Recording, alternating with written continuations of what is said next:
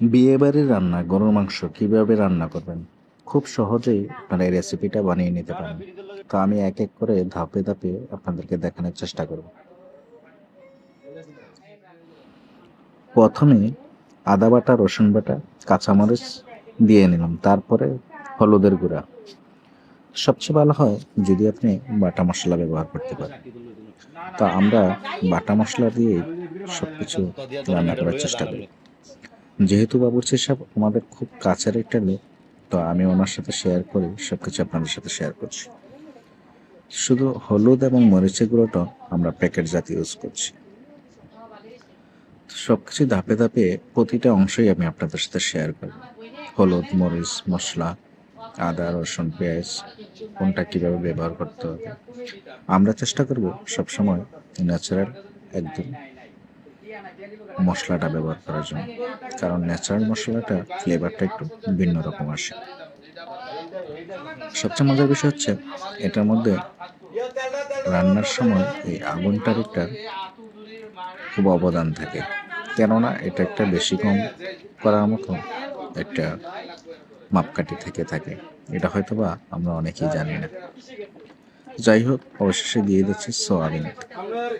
Soybean তেলটা মোটামুটি একটা পারফেক্ট গরু মাংস রান্নার জন্য। আপনারা চাইলে অন্য তেল ইউজ করতে পারেন, তবে আমাদের হিসাবে সয়াবিন তেলটা বেস্ট। তো দেখতে পাচ্ছেন সবকিছু মোটামুটি মশলাগুলো দেওয়া শেষ। এখন আমরা এটা ভালো করে একদম মিলিত করে নেব। যত বেশি একটু মিশ্রিত ভালো হবে, তত বেশি আপনার রান্নাটাও ভালো হবে। তো বিষয়টা হলো, আমরা লবণ দিতে ভুলে গিয়েছিলাম, তাই না? লবণটা একটু নাড়া দিয়ে দিলাম, তার সাথে একটু জিরা মশলা, সবকিছু মিলিত করে আরো কিছু মশলা যেটা ছিল পাউডার করা, সেই মশলাগুলো আমরা ইউজ করে দিলাম। তো দেখতে পাচ্ছেন এক এক করে সবগুলোই যেন আমরা তার সাথে মিশ্রিত করে দিয়েছি। আপনারা চাইলে ঠিক এইভাবে করে মিশ্রিত করতে পারেন। তবে হ্যাঁ, সবকিছু কিন্তু পরিমাণ মতো ব্যবহার করতে হবে। আপনি চাইলেও একটু বেশি ব্যবহার করতে পারেন না, তাহলে কিন্তু আপনার পুরো স্বাদটাই যেন অন্যরকম হয়ে যাবে। তো জ্বলছে ধীরে ধীরে লার্কির চুলায়, দেখতে পাচ্ছেন। আর লার্কির চুলার রান্নাটা এমনি একটু ফ্লেভার খুব ভালো আসে। আপনারা যথেষ্ট পরিমাণ চেষ্টা করবেন যেন লার্কির চুলাতে রান্নাটা করা যায়।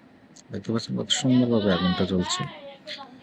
তো এটা একটু কমানো আছে চুলাটা, যার জন্য এটা মিশ্রিত হচ্ছে, মশলাগুলো মিশ্রিত করা হচ্ছে, এই জন্য চুলাটা একটু কমানো রাখা আছে।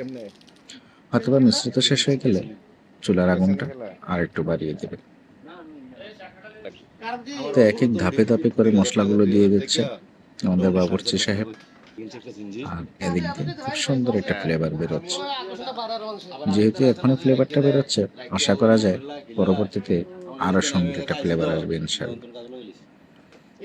তো বাবুর্চি সাহেব বলছিল কিছুটা অংশ বাড়িয়ে দেওয়ার জন্য। যাই হোক, আমরা যেহেতু ধাপে ধাপে দেখতেছি, আমরা সবকিছুই দেখবো ইনশাল্লাহ। আর বিয়ে বাড়ির গরু মাংসটা এইভাবেই রান্না করা সবচেয়ে বেস্ট। সবাই ভালো থাকবেন, সুস্থ থাকবেন। আবারও দেখা হবে পরবর্তী ভিডিওতে। আল্লাহ হাফেজ।